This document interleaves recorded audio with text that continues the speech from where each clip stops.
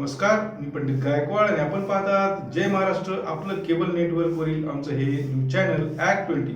आता पाहूया काही महत्त्वाच्या घडामोडी।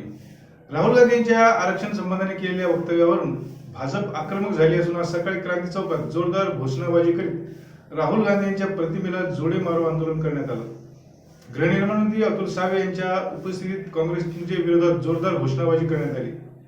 काँग्रेस आणि राहुल गांधी आरक्षण विरोधी आहेत। डॉक्टर बाबासाहेब आंबेडकरांनी निर्माण केलेल्या संविधान बदलण्याचा कुणालाही अधिकार नाही अशी प्रतिक्रिया मंत्री सावे यांनी यावेळी दिली। यावेळी शहराध्यक्ष शिरीष बोराळकर हेही उपस्थित होते। बाबासाहेब आंबेडकरांचा विजय असो। या राहुल गांधीचा करायचं काय? खाली मुंडका वर पाय। या राहुल गांधीचा करायचं काय? खाली मुंडका वर पाय।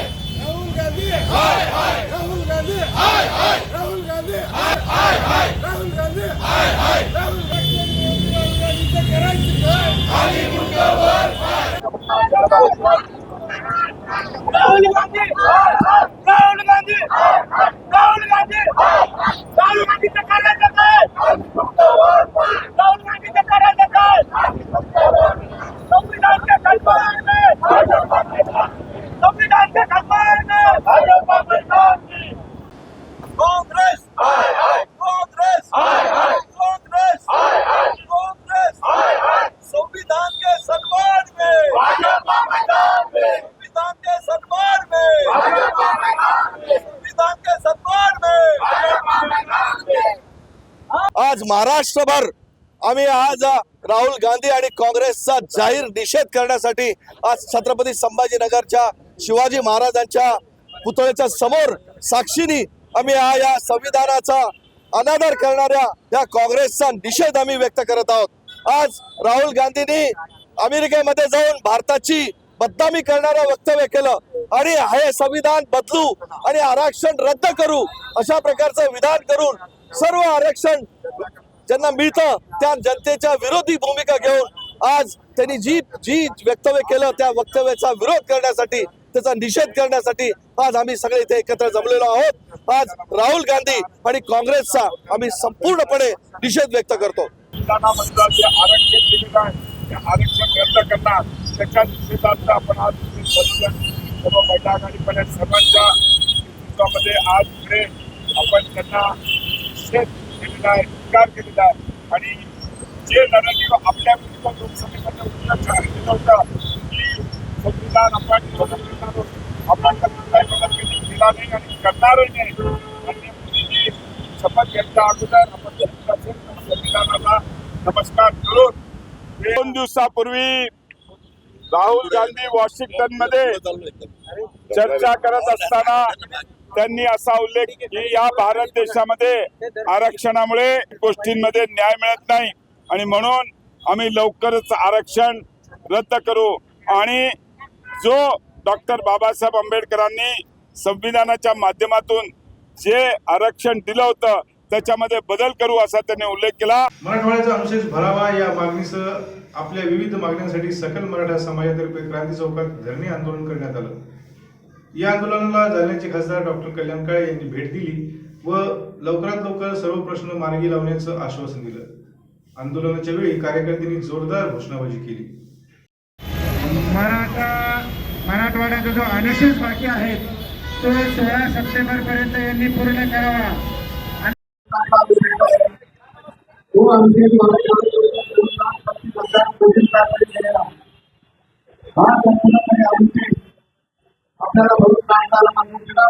सगळ्या पक्षाच्या लोकांना आणि सगळं जे काही संघटन आहे वेगवेगळ्या संघटनेला एकत्र करून मग ते रेल्वेचे प्रश्न असतील, वैधानिक विकास मंडळाचा प्रश्न असेल, या संदर्भात एकत्र येऊ आणि रस्त्यावर एकत्र येऊन केंद्र सरकारला ते भाग पाडू। पण काही जाणकारांचं मत असं आहे वैधानिक विकास महामंडळाच्या जर सगळ्या बाबी लागू जर झाल्या तर आपण महाराष्ट्राच्या पुढे जाऊ, प्रगतीशील होऊ। त्यात एज्युकेशन असेल, नोकरीचा विषय असेल किंवा आर्थिक बाबी असेल तर मग आरक्षण मागता येणार नाही। कसं बघता याकडे? नाही, तुम्ही आरक्षणाचा आणि मराठवाड्याच्या बॅकलॉगची सरमिसळ करू नका। आरक्षण मिळाल्यानंतर माणसं पुढे जातील, तो भाग परमपूज्य डॉक्टर बाबासाहेब आंबेडकरांनी घटनेमध्ये लिहून दिलेला आहे। सगळ्यांना सारखी वागणूक देण्यासाठी आरक्षणाची तरतूद केलेली आहे। सगळेजण जे मागं पडलेले त्यांना पुढे आणण्यासाठी आरक्षणाची तरतूद आहे. आम्ही मराठवाड्याचा विषय बॅकलॉगवर बोलतोय. तुम्ही बॅकलॉगचा आणि आरक्षणाचा प्रश्न एकत्र करू नका ना, हे दोन वेगवेगळे प्रश्न आहे. तर मुख्यमंत्र्यांनी जी घोषणा केली होती त्याला 1 वर्ष पूर्ण होत आहे, अजून 1 रुपया मिळाला नाही. यावेळेस पुन्हा झेंडावंदन 17 सप्टेंबरच्या झेंडावंदनासाठी मुख्यमंत्री येतात, त्यांची भेट घेऊन राहिलेला मराठवाड्यामधून निधी त्याची मागणी करणार. मी माननीय मुख्यमंत्र्यांना एक विनंती करेन की आपण मागच्या वर्षी काय बोलले होते याचं जर आत्मपरीक्षण करून आलात तर या वेळेला आंदोलन आपल्या झेंडावंदनाला आल्यानंतर मराठवाड्याला मी काय दिलं आणि काय दिलं नाही याचा पाढा वाचावा, म्हणजे लोक जनतेला कळेल तुम्ही किती खरं बोलले. धन्यवाद. तर आज सज्जल मराठा समाजातर्फे मराठवाड्याचा व्यापार पुढे वाढण्यासाठी आपण आंदोलन करत आहात. काय करणार? सकल मराठा समाज आणि मराठवाड्यातील संपूर्णपणे जनतेच्या वतीने आम्ही हे आंदोलन करत आहोत.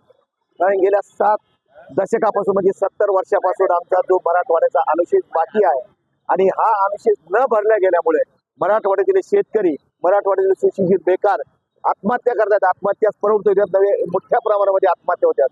आणि म्हणून आमचा जो बॅकलॉग जो भरला राहिलेला 1960 पासूनचा जो आजपर्यंत जवळजवळ 2,32,000 कोटी रुपयाचा झालेला आहे. त्या 2,32,000 कोटी रुपयाच्या अनुशेषामध्ये मागच्या वर्षी मराठवाड्याचा मुक्ती संग्राम दिनाचा जो अमृत महोत्सव होता आणि त्या अमृत महोत्सवाच्या दिवशी मराठवाड्यामध्ये मुख्यमंत्र्यांनी 16 सप्टेंबरला या ठिकाणी मिटिंग घेतली आणि मिटिंग घेऊन मोठे गोडवे गाऊन मोठं 45,000 रुपयाचं पॅकेज आणि 14,000 रुपयाचं उर्वरित पॅकेज असे एकूण 60,000 कोटी रुपयाचं पॅकेज आम्हाला दिला. पण त्यातला एक सदामाही आतापर्यंत आम्हाला दिलेला नाही. कारण प्रत्येकाला असं म्हणलंय कोणी यावेळी टिकली मारून जावे अशा प्रकारचा मराठवाड्याचा जो प्रकार घडलेला आहे. आतापर्यंत मग मराठवाड्याचे मुख्यमंत्री असोत, मराठवाड्याचे राजकारणी असोत किंवा पश्चिम महाराष्ट्राचे असोत, कोणीही मराठवाड्याच्या अनुशेषाकडे पाहिलेलं नाही. त्याचबरोबर जो सर्वात महत्वाचा प्रश्न आमच्या समांतर जलवाहिनीचा आहे, समांतर जलवाहिनी सुद्धा क्लिअर झाली पाहिजे. त्याचंही पाणी आम्हाला मिळालं पाहिजे. समन्यायी पाणी वाटप सुप्रीम कोर्टाने जजमेंट दिलेला आहे की समन्यायी पाणी वाटप झालं पाहिजे. की जायकवाडीच्या धरणामध्ये वरून नाशिक आणि नगरमधून येणारं जे पाणी आहे ते पाणी वेळोवेळी जी वेळ दिलेली त्या वेळेप्रमाणे ते सुटलं पाहिजे. परंतु नगर नाशिकचे पुढारी ते अडवतात आणि आमचे पुढारी त्याला काही करत नाहीत. त्यामुळं आमचा जो प्रॉब्लेम निर्माण होतो तो समन्यायी पाणी वाटप सुद्धा आमचं क्लिअर झालं पाहिजे. समांतर जलवाहिनी सुद्धा झाली पाहिजे. आणि आता सध्या आकाशवाणीतील आकाश क्लासेसमध्ये 11वी-12वी साठी ऍडमिशन घेतलेल्या सुदर्शन तौर, राहणार वांगी तालुका माजलगाव जिल्हा बीड या विद्यार्थ्यांनी केवळ 6-7 दिवस क्लासेस केले. ऍडमिशन घेतल्यानंतर तो क्लासला उपस्थित राहू शकला नाही. त्याला क्लास करायचा नसल्याने फीसचे पैसे परत मागल्यावर ते न दिल्याने त्याने आत्महत्येचा प्रयत्न केला. त्यामुळे संभाजी ब्रिगेड आणि छावाच्या संतप्त कार्यकर्त्याने आकाश क्लासेसमध्ये तोडफोड केली. मुजोर क्लासेसवाल्यांनी त्याला पैसे वापस केले नसल्यानेच मुलाने डिप्रेशनमध्ये जाऊन आत्महत्या करण्याचा प्रयत्न केला. त्यामुळे क्लासेसवर कारवाई करण्यात यावी अशी मागणीही यावेळी करण्यात आली.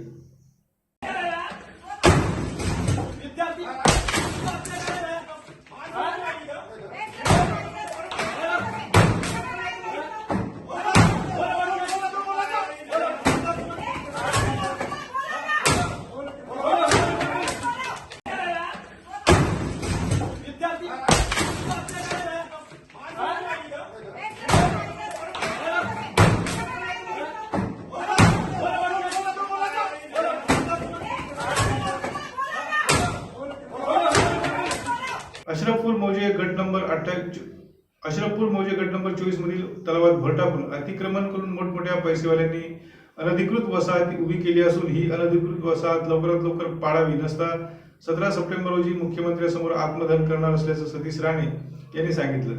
ही वसाहत पूर्णपणे अनधिकृत असून ती पाडण्याचे अधिकार सिडको प्रशासनाला आहे.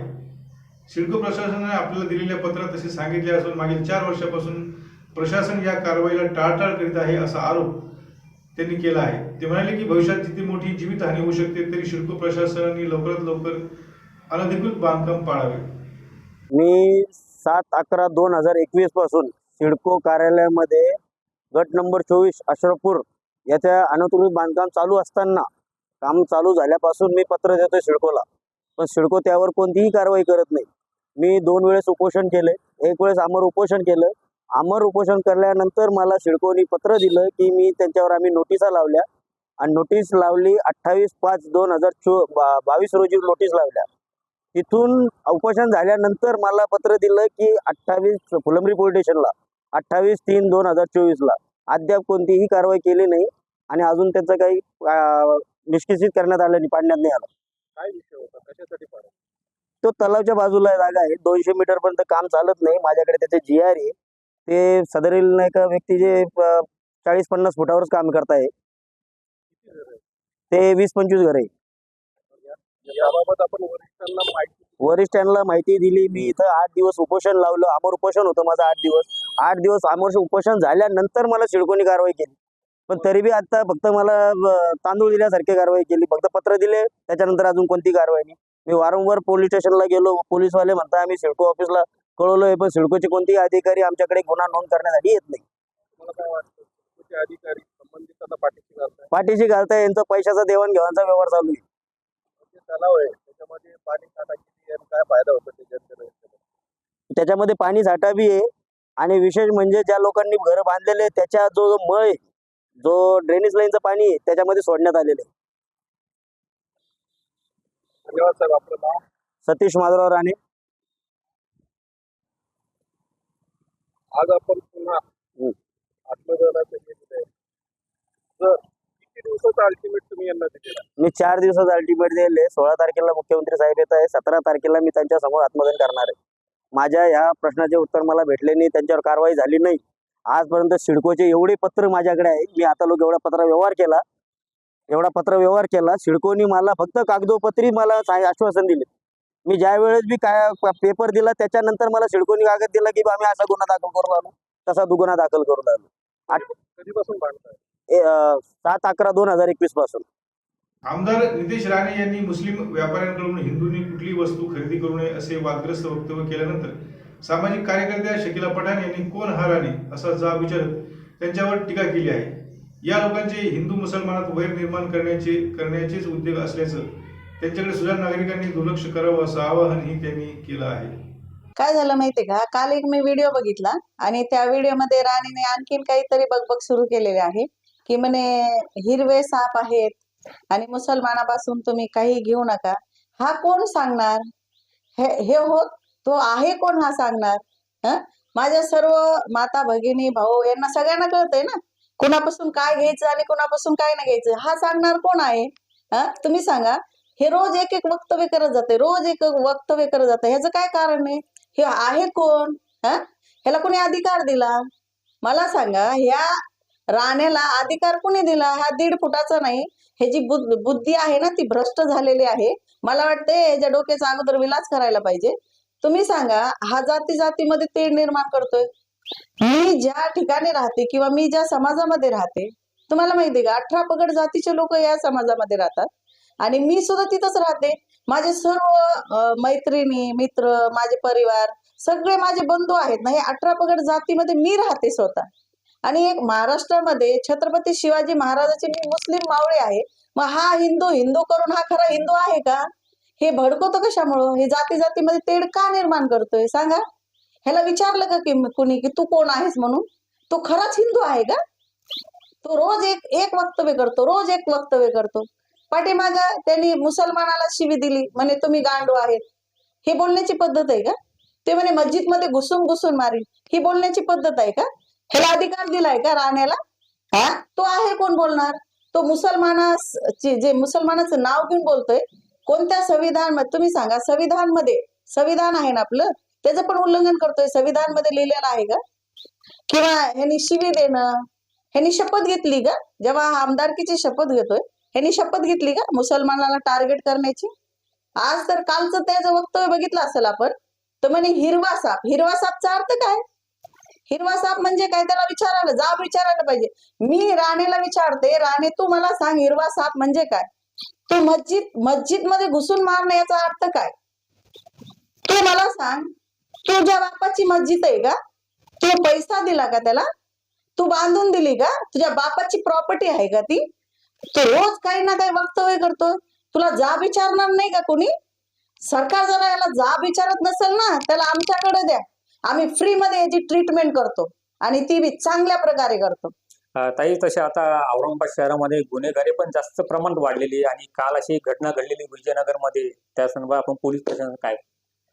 आता बघा, तुम्ही ह्याच्यावरूनच घ्या की ह्याला आजपर्यंत अटक केली नाही, ह्याच्यावर FIR दाखल असून सुद्धा याला अटक केली नाहीये. मग कुठंतरी न्याय व्यवस्थेवर बोट उचललं जातंय. तुम्ही औरंगाबाद शहरामध्ये काल एवढी अत्यंत दुःखद घटना घडलेली आहे की त्याचं मुंडकं उडवलं जातंय. तुम्ही सांगा, न्याय व्यवस्था आहे ना, ह्याचा धाक राहिला नाही का? मग तुम्ही मला एक गोष्ट सांगा की आज मुलं आहेत ना, जे युवा पिढी आहे ती नशेकडे जात आहे, गुन्हेगारीकडे जात आहे, ती विकासाचं काही बोलते का? हे राहण्यामुळं कितीतरी लोकांच्या मनामध्ये असं काहीतरी म्हणजे असं विचार करण्यासारखं डोकं आहे ना, त्याचं राहण्याचं जे डोकं चालतंय ना, तो त्या युवा पिढीला त्याच्याकडे नेण्यासाठी चाललेला आहे. युवा पिढी त्याच्याकडे चाललेली आहे, विकासाचं नाही, शिक्षण नाही, नोकरी नाही, व्यवसाय नाही. भारतामध्ये किती